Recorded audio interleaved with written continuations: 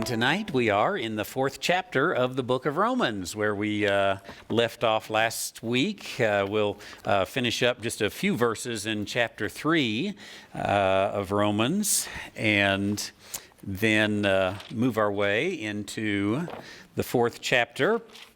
And Paul, of course, has been discussing this great issue of grace by faith and justification. And last week we looked at the problem in chapter 3, and the problem was in chapter 3, verse 20, that no flesh would be justified in his sight by the deeds of the law, for the law only brings a knowledge of sin. That was the problem. And the solution then was in verse 21, that now the righteousness of God without the law is manifested. So the law had served its purpose, and it wasn't going to do anybody any good. So we're stuck, except that now the righteousness of God without the law is manifested, and that is a huge blessing. And then we came through, I think we got through verse 28, so let me pick up in verse 29 and just briefly mention 29, 30, and 31 before we get into chapter 4, where it says, "Is he God of the Jews only?" And of course the answer is no. He's certainly God of the Jews, but he's not God of the Jews only. Now, you may remember way back 12, 13 weeks ago when we started this, or sessions ago, I really should say, that one of my premises was that the book of Romans was not only written to Romans, but it was written to Jews who are living in Rome. So it's not really as we think because of the title that, well, it's just a book to Gentiles. It's a book that is very applicable to Gentiles, but I think he was writing to Jews, believing Jews in Rome who were saying, what's going on here? The whole thing has changed. Do you ever ask that question in our world today? And they were looking and saying, you know, this is a different kind of world than we had before when we were meeting in the synagogue, and now we do believe in Jesus, and they certainly were believers. We believe in Jesus. We believe in the Messiah. This was still written in the time when Jerusalem was still a thing. It hadn't been destroyed yet. So there's still the possibility of God establishing his kingdom. But at the same time, there are all these Gentiles that are coming into the faith, and they're coming, as Paul was teaching, by grace through faith. And so Paul is backing up and saying, let me explain what God has done to you group of, let me say that more accurately, grammatically. Let me explain to you Jews what God has done. And so he begins to explain in the book of Romans. And so one of the things he has to convince them of, sometimes I try to convince you of things you already know, right? This is what preachers do. We preach to the choir is what we say. You know, I already got this. And so he might be preaching to the choir, but it's a message that through the inspiration of the Holy Spirit needed to get out there. And so sometimes the preacher comes and preaches something that's very accepted already by those who are right here, but it's a message that needs to get out there. Now, where these were, I'm not sure, but there was the need among especially the Jewish people, and no doubt even among Jewish believers, that they recognize he's not just the God of the Jews anymore. There's a sense, of course, in which he was never only the God of the Jews, but there's an even stronger sense in which all the way from Abraham through the present day in the book of Romans, or at least let's say through the time of the Apostle Paul, if you wanted to be right with God, you had to come through Judaism. There just wasn't any other way to get to him. So now this has changed. You don't have to go to the temple anymore. You don't have to be circumcised anymore. You don't have to live according to the law anymore. So is he God of the Jews only? Is he not also of the Gentiles? Remember, that really is of the nations. Yes, of the nations also. Seeing it is one God which shall justify the circumcision by faith and the uncircumcision through faith. Now, those terms there, obviously, you can say that's Jews and Gentiles, no doubt about it, rather than Jews and nations. Verse 31, do we then make void the law through faith? God forbid, yea, we establish the law. Now, I think what verse 31 does is that it argues that faith is not new. And this is somewhat the introduction to chapter 4 as well. All through the law, you had to have faith, didn't you?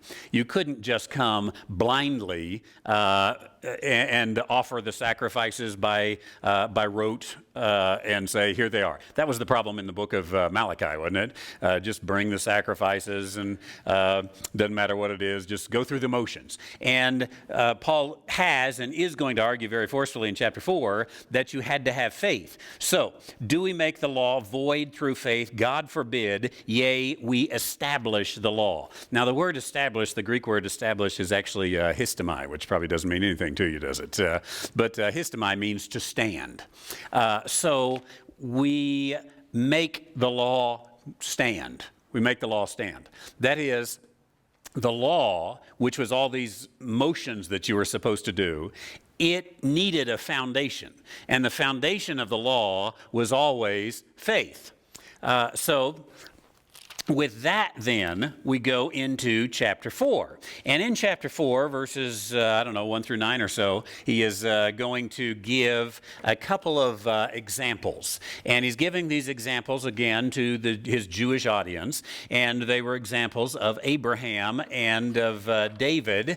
And these particular examples that he is going to give is to prove that faith was always needed. So ultimately, he's going to say it is only faith, and we'll get into that some in chapter 4, but he wants to help them to recognize that now it is only faith, but there's always been the aspect of faith. So faith is not a new element, and this, I think, confuses us sometimes when we get into this new dispensation that we call, typically we call it the dispensation of grace. Well, grace has always been there, hadn't it? And so sometimes we will go back and say, see, there's grace, and there's grace, and there's grace, and there's grace. So this whole thing of this is the dispensation of grace must not be true, because there's always been grace. Yeah, there is. But it wasn't the economy, so to speak. You didn't trade in grace as you do now.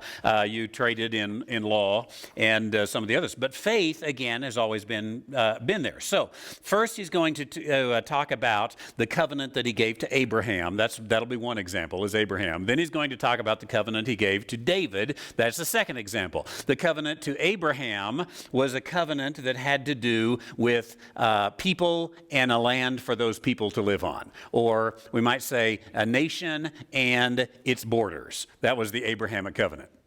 Then the Davidic covenant was a king and his kingdom. Very similar, but one grows out of the other.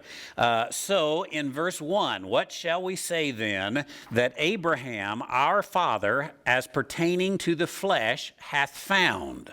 Well, what has he found, Abraham, our father? I like the word found, by the way. It's not going to change your life, but it's still a good word and you might remember it. The word found is euriska, and of course we get our English word Eureka. You got it. Eureka is from the English word, and of course a eureka is this great discovery. So what the question is, Abraham, our father, what is it that he had? What eureka experience did he have? What is it that he found? It says in verse 2, for if Abraham were justified by works, he hath whereof to glory, but not before God. Now, Paul has already, in fact, if you again just back up one page to verse 30, in chapter 3, it says, seeing it is one God, which shall justify the circumcision by what? Faith. And the uncircumcision through what? Faith. Okay, so faith is the foundation of it all. By the way, I didn't get into it in verse 30 because we could probably spend the rest of the evening and not solve the issue. But why did Paul say that the Gentiles were by faith and the I got that wrong. The Jews were by faith and the Gentiles were through faith? Is there any difference there? You know me to know that I'm a stickler for words, and he used two different words there. And the word by is actually ek, which is out of. We get our word exit from it. He saved the Jews out of faith, and he saves the Gentiles through, the word's dia, as in diameter, through faith. And I'm not sure that I could ever solve the dilemma. Again, theologians have been debating it till the cows come home, right? So I think there is something to it, though, however, to say the Jewish nation really was brought in the age of the law. They were brought to a right standing with God by obedience to the law out of faith. And today, in the age of grace, it is just by grace through faith, to use Paul's words in another era, that we're saved. So he's already established that it is by faith or through faith. So when he comes to verse 2 of chapter 4, and he says, if Abraham were justified by works, well, obviously this is a hypothetical, because he's proven Abraham was not justified by works. But if he was justified by works, then guess what he would do? He would boast, that's right. He would have something to glory about. And yet not before God. It would be his own glory that he could bring about. And have you ever met someone who accomplished something in life and wanted you to know it? It's kind of human nature, isn't it? I know this because now we are so blessed to have an 8-month-old grandson. And he's just at that point where he is able to accomplish something. And when he accomplishes something, he wants everybody in the room to know it. Yes, that's right. And because he is the only child, he gets applause. And, Mimi gets on the phone, on the Skype now, that we're able to look. And he does it again. And then Pops gets on, and everybody claps for Jackson, right? He is going to be the most impossible kid ever to live with. He needs a brother or a sister in order to bring him down to size one of these days. But anyway, I think that's a little bit of human nature, that when we accomplish something, we want to do it again so that everybody can see. And you really can become, if you're saved by works through faith, by works out of faith, you kind of tend to boast. Have you read the Gospels, by the way? And you remember a group of people, of course, that were heavy on boasting, right? And they were the Pharisees, scribes, Pharisees, the rabbis, and you could put it all together. And so much so that Jesus says, when you give, don't clank the side of the tray with your money, as you put it in. When you fast, don't put on the sackcloth and hold up your sign saying I am fasting. There's this challenge that comes with this kind of legal obedience that comes into the law. So he would have something to boast about. It just would not be in God. So verse 3, for what saith Scripture? Abraham believed God, and it was counted unto him as righteousness. Now, that is a quote from Genesis chapter 15, verse 6. Abraham believed, and it was counted unto him as righteousness. And if you were to go back, we won't, but if we were to go back to Genesis chapter 15, read verses 1 through 6, and find out what is it that he believed about God. And when you go back there, here, this may come as a surprise to you, but it doesn't say anywhere in Genesis chapter 15 that Abraham believed that God was going to send his only begotten Son so that whosoever believeth in him would not perish and have everlasting life. He didn't believe that. You know why he didn't believe that? Because he didn't know that. It hadn't been told that. That hadn't been revealed. Only in the scarcest sense would you say there was any revelation of that at all. Like Genesis chapter 3, verse 15, that the serpent will crush him on the heel. That as far as I know, that really is the only biblical display that the Redeemer was even going to have any kind of suffering in it. So that's all that Abraham knows, at least according to the Scripture. And if he knows more than that, and he's actually is believing in the coming Messiah who's going to take our sins upon himself and die upon the cross and be buried and rose again, then the Scripture never mentions that. And I think it would be kind of a big deal to leave out, don't you? So Abraham, we often, the reason I bring that up is because if you read some commentaries, they often will carry what we know back onto Abraham. It's called anachronism, and carry it back onto Abraham and assumed he knew everything we know, and then again mix everything together into a theological soup, and you end up with a mess.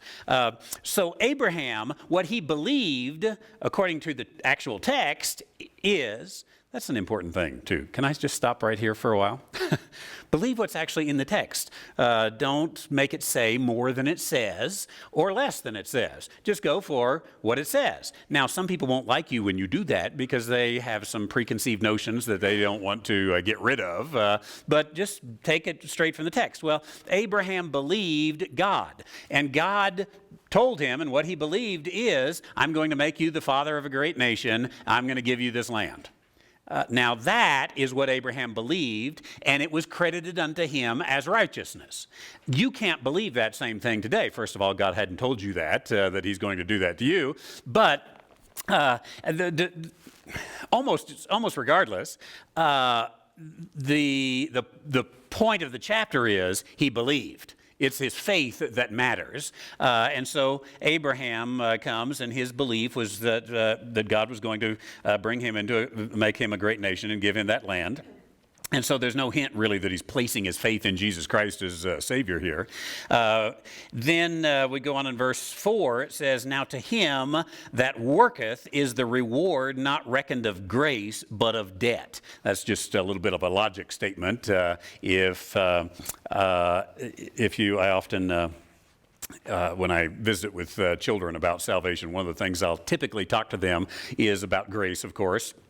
And to help them to understand grace, I'll say now, let's say your dad says, okay, if you go home and you clean up your room, and you make the bed and you put the toys away and you dust and you vacuum and all that and you get your room clean, then I'm going to give you $5.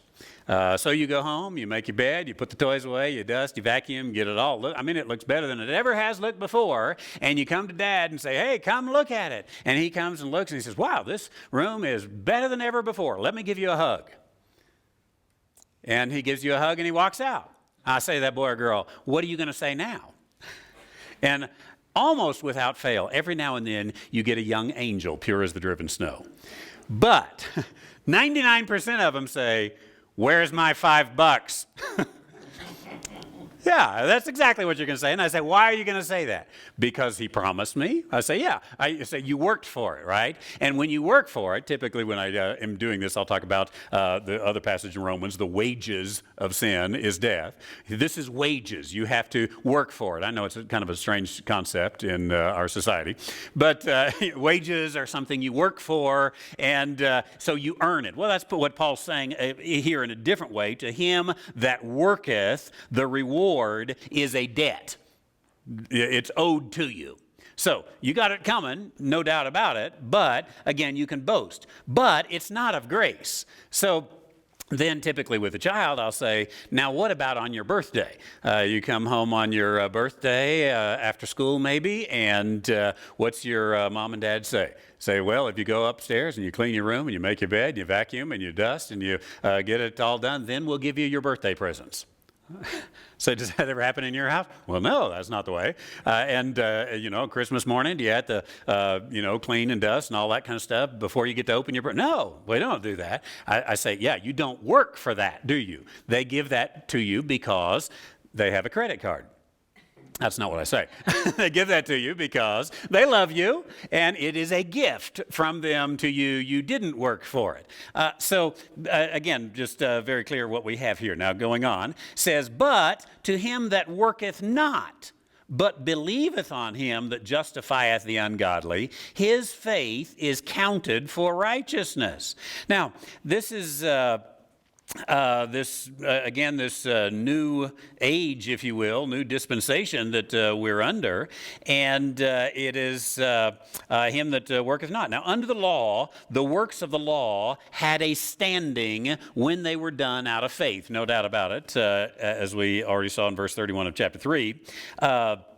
But it says here, to him that worketh not, but believeth on him. Now, I want you to read that very carefully and closely, and I think it's actually even a little stronger in the original language.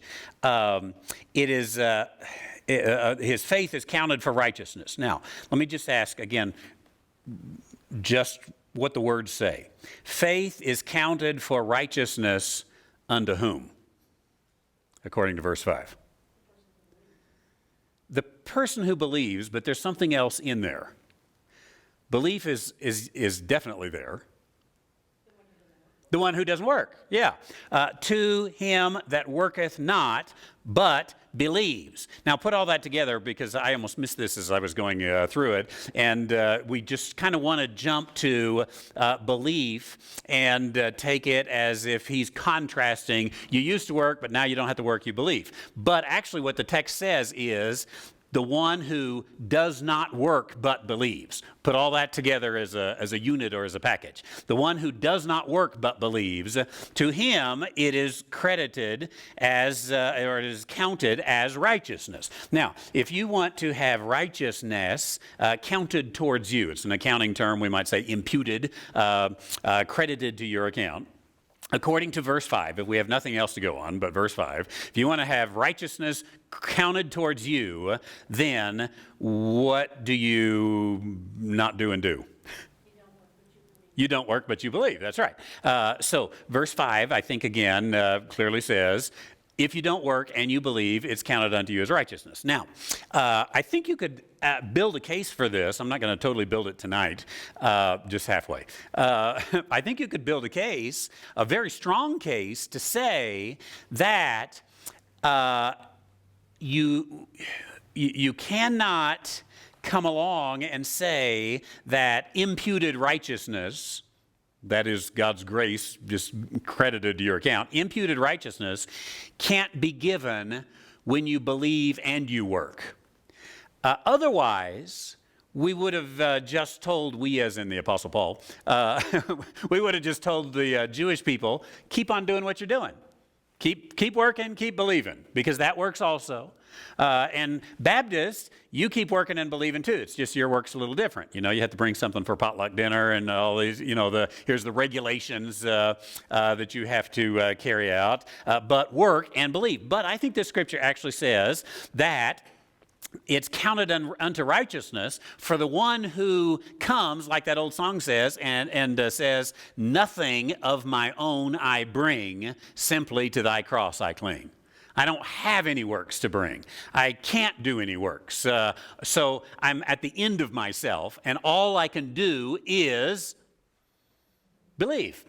It says that's the person to whom it is counted as righteousness. Now, this gets into a lot of theology that would be somewhat offensive in the world today, as it relates to various religions and various even sects of Christianity or divisions of Christianity, because there's a lot of Christianity that says you have to do 1, 2, 3, 4, 5, 6, 7, 8, 9 and believe. And it is this plus that. And even those of us who in the evangelical kind of world who say it is sola fide is the word, only faith, even that, we still, I think because it's our human nature, we still inadvertently stick some works in there, don't we?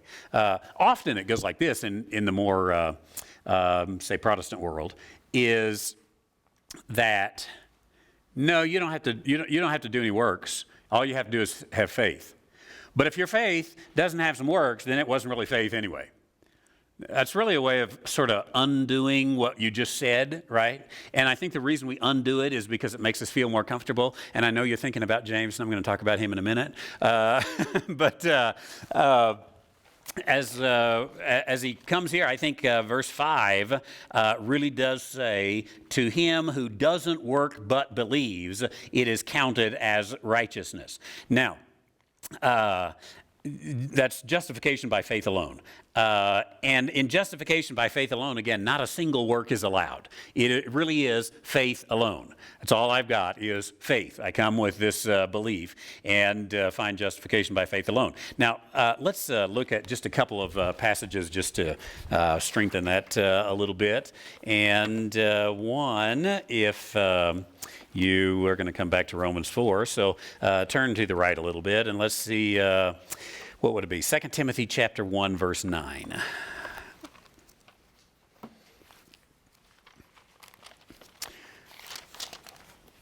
Which, if you have a Scofield Bible, it's page 1271.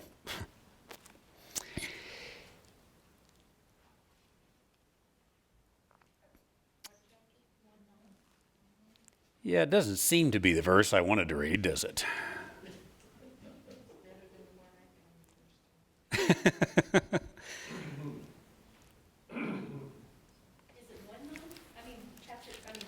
First, I'm on 2 Thessalonians. That's my problem. Sorry. They both start with a T. 2 Timothy chapter 1, verse 9. Who saved us and called us out of a holy calling, not according to our works, but according to his own purpose and grace, which was given us in Christ Jesus before the world began. So there it is. He saved us and called us out of what? Not according to our own works. Now, with that, go back to Romans, and let's look at Romans chapter 10. And here he is speaking to of the Jewish nation anyway. The unbelieving aspect of the Jewish nation. And Romans chapter 10, verse 1, he says, Brethren, my heart's desire and prayer to God for Israel is that they might be saved. The only reason I bring verse 1 into it is to give you some context that he's talking about unsaved people.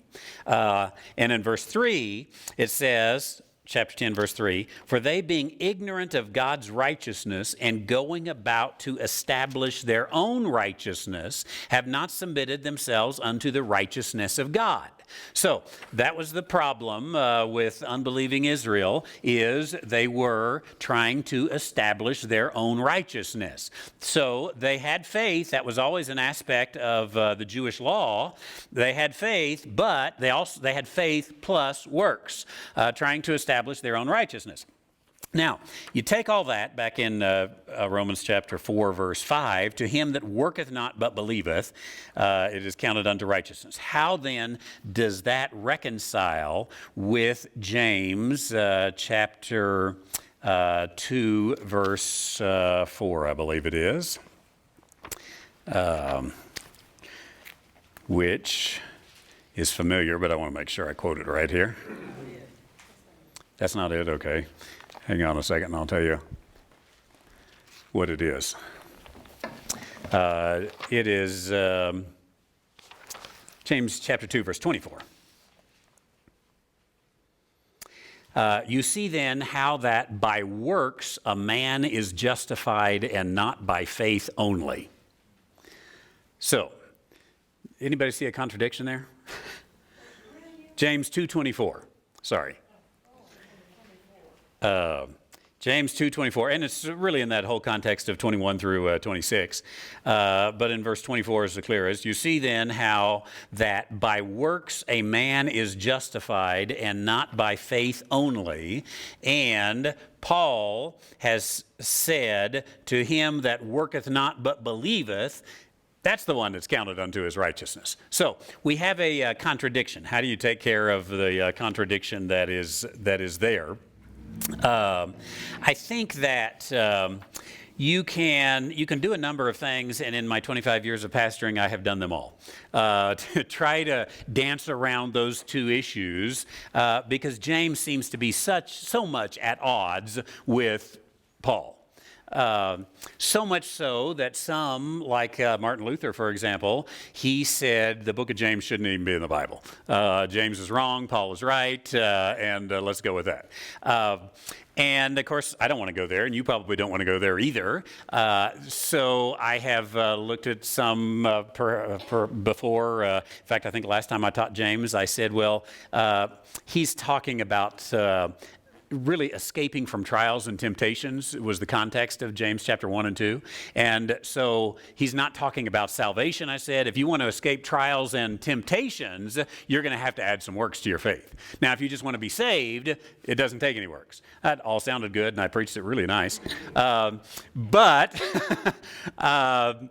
But I think it still leaves you a little empty, doesn't it? Say, it uses the same word, justified, and it gets into the thing that I don't even like to do, and that is, word means something different over here than it means over there. So I think you have to come to the bald-headed truth that here we have this contradiction. So I think the way to solve the contradiction is actually just look at two things that are very much related. And that is, who's James writing to versus who is Paul writing to? When is James writing compared to when is Paul writing? Because, of course, as you know, I'm a dispensationalist, and I believe there is a new dispensation that has come somewhere along the way. So I would look at it and say, is there any chance that James was writing to an audience that basically he was still giving them a Jewish message? Well, you read the first verse of the book of James, and it says, I'm writing to the 12 tribes who are scattered abroad. Okay, so we know James was the pastor at the Jerusalem church. We know that from the book of Acts. We know James was the one involved in the Jerusalem council in Acts chapter 15 when the subject matter was, does a Gentile need to be circumcised in order to come into the faith? And we know that James was not really willing to say, it's all fine. He did in the end. So then the question is, okay, if James is writing to a Jewish audience, and later on in the book of Acts, by the way, the Jewish apostles actually said to Paul and Barnabas and the others, said, you go out there to the nations and teach what you're teaching. We're going to stay right here in Jerusalem, and we're going to teach the Jews. Now, this was all before the destruction of Jerusalem again. And so there still was the possibility of establishing the kingdom. It was an age of the kingdom offer, if you will. And if you look at it, and this is debatable, this aspect right here, but there are many who believe that the book of James was the first book written in the New Testament, before Paul wrote any of his books, that James, possibly this book was even written before the Jerusalem Council. So here's the pastor of the Jerusalem church, which is full of Jews, which are trying to live a kingdom life. They are believers in Messiah, but they are still living according to the law and under the law and all these things that are going on. I think really that's probably the best way to take James, and someday I'll teach James from that whole perspective and see if it works all the way through. Right now it's a hypothesis. How's that? So that's my answer there. Let's go into verse 6 of Romans chapter 4.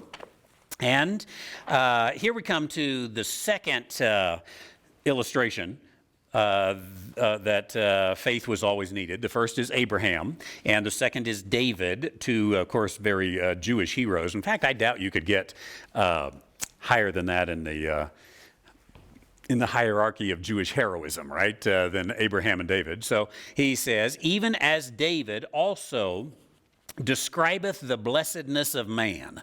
What blessedness is he talking about here? I think he's talking about really, in a sense, almost the having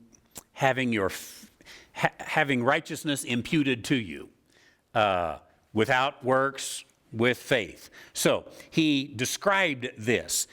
David didn't live under it. He is going to have an experience that illustrates it. the age of grace we have now hadn't even been revealed yet. Again, don't read back into David what we have today. But he described again, verse 6, the blessedness of man, unto whom God imputeth righteousness without works. That's the blessing there, imputed righteousness without works. Saying, blessed are they whose iniquities are forgiven and whose sins are covered. Blessed is the man to whom the Lord will not impute sin. Now, those are the words of David from one of the Psalms, presumably after his forgiveness with his sin with Bathsheba and Uriah. Now, Abraham lived before the law, 430 years before the law ever was written, and so the law had no effect on him because there was no law. And yet, just his belief, it was credited unto him as righteousness. Now, that's one scenario, but David lived under the law, and he says, blessed is the man to whom the Lord will not impute sin. This is a little bit different. One's the positive side of the coin, one's the negative side of the coin, if you will. And having the righteousness of God imputed to you, then you can't have sin imputed to you. And this is what David is celebrating and describing. And basically, David is saying, hey, with imputed righteousness, there's no room to impute sin. You have one or the other that is given, and there is that rejoicing there. Well, let's continue on in verse 9. Cometh this blessedness then upon the circumcision only, or upon the uncircumcision also? Here's the new question. And it's somewhat related. First of all, is God the God of the Jews only? No, he's the God of the Gentiles also. Now the question is, what about this imputed righteousness? Can it only come to the Jews, or can it come to the non-Jews also? The answer is not in circumcision, but in uncircumcision, as he received a sign. This is, excuse me, I jumped ahead, didn't I? Let me finish that question in verse 9. For we say that faith was reckoned to Abraham for righteousness. How was it reckoned? When he was in circumcision or in uncircumcision? Not in circumcision, but in uncircumcision. That is, in case you forgot the story, when Abraham believed and it was credited unto him as righteousness, circumcision hadn't been given yet. So that kind of answers the question that it's not circumcision that brings about this imputed righteousness. So verse 11, and he, Abraham, received the sign of circumcision, a seal of righteousness of the faith, which he had yet being uncircumcised, that he might be the father of all them that believe, though they be not circumcised, that righteousness might be imputed unto them also. Here we get into the issue basically is just proving that, God can do this for uncircumcised. He's done it for uncircumcised before, like a guy named Abraham, and points this out.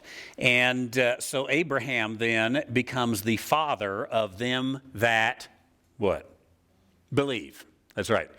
Work not, but they believe. And he is that father. So in that sense, Abraham is our spiritual father.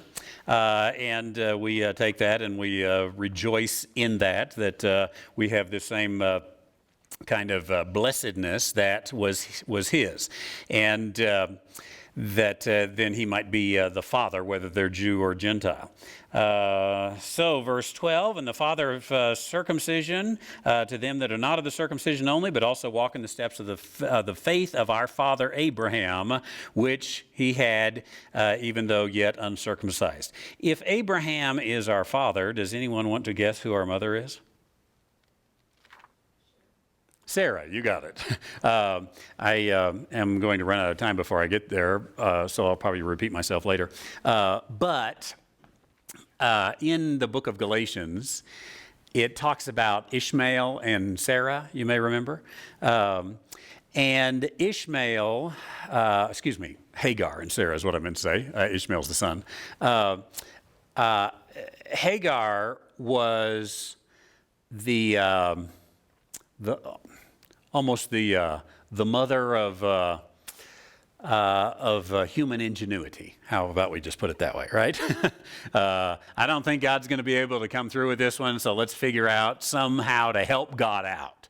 Have you ever tried to help God out? We do it on a number of occasions. And Sarah is given as the one, even though Hagar, of course, was her idea, but Sarah is given then as the one who was the mother of those who come and even though they're dead, as we're going to see here in the womb, have that promise. So let's pick up in verse 13. For the promise that he should be the heir of the world was not to Abraham or his seed through the law, but through the righteousness of faith. For if they which are of the law be heirs, faith is made void, and the promise is of none effect. Well, the law came 430 years later, and if the law came 430 years later and said, well, I know for 430 years that you've been able to go just by faith, but now in order to receive the Abrahamic promise, now it's the law. Well, that sort of pulls the rug out from under you. Why do you sign a contract? Because people are dishonest, right? And you need something that says the circumstances are not going to change. This is this is what we have settled on, and whatever you feel like tomorrow when you wake up or whatever it's a done deal. It's taken care of. So he says, look, the law was 430 years later, and faith that has been on this Abrahamic promise doesn't make it void. Otherwise, the promise would be a none effect. In fact, every promise would be of none effect, really. So it says, but the law worketh wrath, for where there is no law, there is no transgression. We have kind of talked about that, and so I won't go back into it, but you could look back into chapter 3, verse 20 again, which says the law, I can't remember the exact wording, but it points out, it highlights transgression. The law never brings about righteousness. It just brings about punishment and wrath and wrongdoing. And so, if that's what the law does, verse 16, therefore it is of faith that it might be by grace to the end that the promise might be sure to all the seed, so as not only those of which are of the law, but that which is of the faith of Abraham, who is the father of us all. So, therefore it is of faith. This is the promise that Abraham, of course, would be the father again of those who are faith. He is of the faith that it might be sure. Where is that? Verse 16. To the end that the promise might be sure. If the promise was of anything other than faith, how could you be sure of it? Couldn't be, could you? There would always be the contingency that something might happen. Let's just make something up here. Let's say, yeah, you have to have faith, and 3 times a day you have to lift your little finger. Could you be sure you would ever inherit the promise? No, because you might forget to lift your little finger. What if you become paralyzed and can't lift your little finger? What if you, reminds me of that old gospel hymn. Put your hand in the fan and you will lose a finger. You remember that one? What if you, I won't sing the rest of it. What if you lose a finger? If, let's, again, just take our silly little illustration here. If it was, the promise was based upon, yeah, you have to have faith and you have to lift your little finger 3 times a day. Now, what would we immediately do? We would put together a finger lifting committee, right? And we would do it for the best of reasons, because we wanted to make sure that we actually did it right, because you're going to immediately ask some questions. Is it my left little finger or my right little finger? Is it 3 times a day right in a row? I can just, there, I'm done with it. Or is it morning, noon, and night? Does it have to, how high do I have to lift it? What position should my hand be in when I do lift it? You can see, we get 10,000 questions, don't we? And And this is why the rabbis came up with those 613 enumerations of the law and all these kind of regulations that were given to say, now this, and this, because as soon as we have something, it just explodes, doesn't it? Have you ever seen the government do something simple? It's sort of human nature, is that you put a law and all of a sudden you've got an agency, right? And that's what's going to happen. And so can we ever be sure that we have lifted our finger right? No. We can't. So it's by faith. Otherwise, the promise is it simply can't be sure, and we may have missed a day in all of this. So we come again to this beautiful amount of time, so I'm going to stop right here, this beautiful word here, that it is by faith. Now, what I'm going to do next week when we come and we'll finish out this chapter is that we're going to see that not only now does he say it is by faith, not of works, and you can't have works in with the mixture, but he's going to get to the point where he very strongly speaks against the working of the law. And yet, and we understand the reason. We just said it. You could never be sure. If you have to work the law, you can never be sure. And yet, I think, again, in Christianity of all stripes and sizes, what do we always want to do? Put the law back in there. One more time. Put the law back in there. Put the law back in there. Put the law back in there. Maybe it's even a satanic thing that the devil wants us not to just recognize this wonderful thing that righteousness is imputed unto the one who worketh not but believes. Simple as that. Don't work, believe.